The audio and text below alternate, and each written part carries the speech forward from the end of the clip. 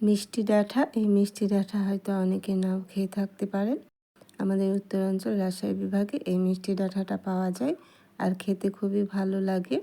এই মিষ্টি ডাঁটার উপরের খোসাটা ঠিক সাজনার মতো আর ভিতরেরটা ড্যাঙ্গা ডাঁটা, লাল ডাঁটার মতো খেতে। আসসালামু আলাইকুম, কেমন আছেন সবাই?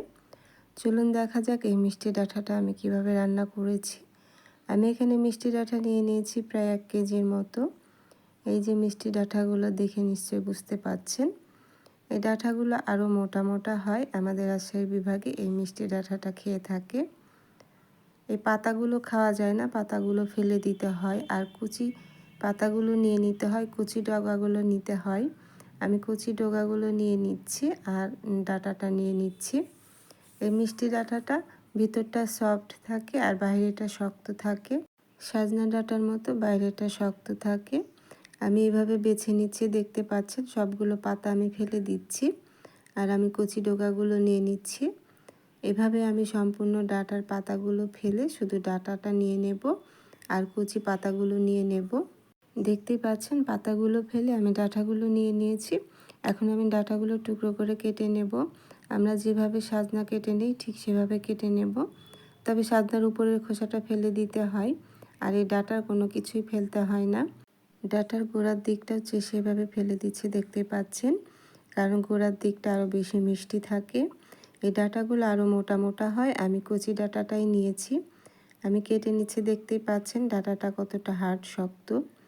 এভাবে আমি সম্পূর্ণ ডাঁটাগুলো টুকরো করে কেটে নিচ্ছি।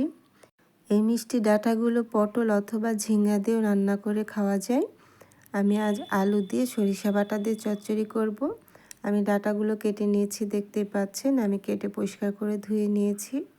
দেখতেই পাচ্ছেন আমি কচি কিছু পাতা নিয়েছি, কারণ এই কচি কিছু পাতা নিলে সবজিটা একটু নরম হয়। এভাবে আমি কেটে নিয়েছি সবগুলোই, দেখতে পাচ্ছেন।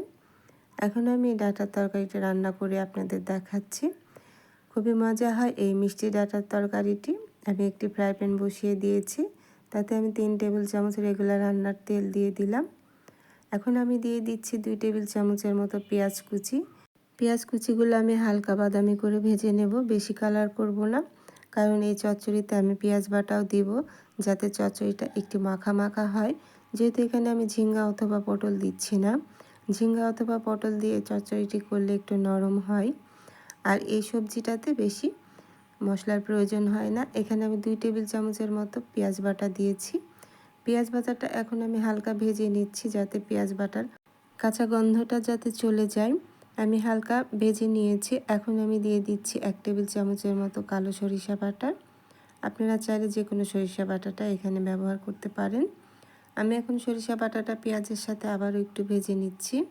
আর এখানে খুব বেশি মশলা প্রয়োজন হয় না। এখন আমি দিয়ে দেব হলুদ।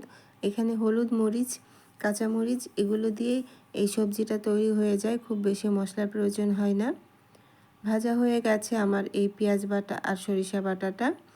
আমি 4-5টি কাঁচামরিচ চিড়ে দিয়ে দিলাম। আপনারা চাইলে শুকনো মরিচের গুঁড়ো দিয়েও এই সবজিটি তৈরি করে নিতে পারেন।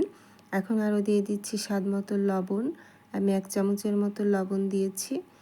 আরও দিয়ে দিচ্ছি 1 চামচ হলুদ গুঁড়ো আর দিয়ে দিচ্ছি কালারের জন্য 1/2 চামচ শুকনো লাল মরিচের গুঁড়ো। এটা অপশনাল, তবে এটা না দিলেও হবে। আমি যাতে সবজিটির কালার ভালো আসে সেজন্য দিয়েছি। সামান্য পরিমাণ পানি দিয়ে এখন মশলাটা আমি ভালো করে কষিয়ে নেব। খুব ভালো করে মশলাটা কষিয়ে নিতে হবে। 2-3 বার পানি দিয়ে ভালো করে মশলাটা কষিয়ে নিতে হবে। যে কোনো সবজি আপনি যতবার ভালো করে মশলা কষিয়ে নেবেন, সবজিটা ততই বেশি টেস্টি হয়। সবজিটি কষানোর থেকে মশলাটা বেশি ভালো করে কষিয়ে নিতে হয়। দেখতেই পাচ্ছেন মশলা থেকে তেল ছেড়ে দিয়েছে। এখন আমি মিষ্টি ডাঁটাগুলো দিয়ে দিচ্ছি এখানে। মিষ্টি ডাঁটাগুলো দিয়ে এখন আমি একটু মশলার সাথে মিষ্টি ডাঁটাটা কষিয়ে নেব। 5-6 মিনিটের মতো আমি মিষ্টি ডাঁটাগুলো কষিয়ে নিয়েছি। দেখতে পাচ্ছেন ডাঁটাগুলো নরম হয়ে এসেছে অনেকটাই। আমি ঢাকনাটা দিইনি, ঢাকনা ছাড়াই আমি কষিয়ে নিয়েছি। মিষ্টি ডাঁটাগুলো কষানো হয়ে গেছে। এখন আমি এখানে দিয়ে দিলাম মাঝারি সাইজের 2টি আলু। আলু দিয়ে আবারও একটু ভালো করে আমি কষিয়ে নিয়েছি, দেখতে পাচ্ছেন। এখন আমি 1 কাপের মতো পানি দিয়ে দিলাম। এর থেকে বেশি পানির প্রয়োজন হবে না। আমি এখন ঢেকে রান্না করছি। মাঝে একটু আমি নেড়ে চেড়ে দিচ্ছি, দেখতেই পাচ্ছেন। আলুটা সেদ্ধ হওয়া পর্যন্ত আমি অপেক্ষা করব। ডাটাগুলো রান্না করতে বেশি সময় লাগে না, 10-15 মিনিটের মধ্যে এই মিষ্টি ডাটার সবজিটি তৈরি হয়ে যায়। আর আলুও সিদ্ধ হতে বেশি সময় লাগে না। আমার এই মিষ্টি ডাটার চচ্চড়িটি অলমোস্ট 50% হয়ে গেছে। আমি ডাটার চচ্চড়িটি 5-6 মিনিটের মতো দমে রেখে দিয়েছিলাম। পানিটা টেনে গেছে দেখতে পাচ্ছেন, আর সবজিটি মাখা মাখা হয়েছে এই ডাটার এই চচ্চড়িটি। আপনারা চাইলে সরিষা বাটা ছাড়াও এই ডাটার চচ্চড়িটি তৈরি করে নিতে পারেন। মিষ্টি ডাটার এই চচ্চড়িটি হয়ে গেছে, আমি এখন নামিয়ে নিচ্ছি। মিষ্টি ডাটার এই চচ্চড়িটি এরকম মাখা মাখা খেতে বেশি ভালো লাগে। মিষ্টি ডাটার এই চচ্চড়িটিতে ঝোল ভালো লাগে না। আমি চচ্চড়িটি নামিয়ে নিচ্ছি।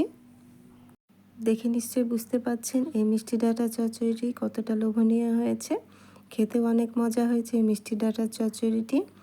যারা খেয়েছেন তারা নিশ্চয়ই জানেন এই মিষ্টি ডাটার চচ্চড়িটি খেতে কত মজা লাগে। আশা করছি আজকে আমার এই মিষ্টি ডাটা চচ্চড়ি রেসিপিটি আপনাদের ভালো লেগেছে। রেসিপিটি ভালো লাগলে অবশ্যই আমার চ্যানেলটি সাবস্ক্রাইব করে রাখবেন ও একটি লাইক, কমেন্ট ও শেয়ার করে দেবেন। আর যারা ফেসবুক পেজ থেকে আমার এই রেসিপিটি দেখছেন তারা অবশ্যই আমার ফেসবুক পেজটি ফলো দিয়ে রাখবেন। একটি লাইক, কমেন্ট ও শেয়ার করে রাখবেন। চলে আসবো আবার অন্য কোনো নতুন ও সহজ রেসিপি নিয়ে। ভালো থাকবেন সবাই। আল্লাহ হাফেজ।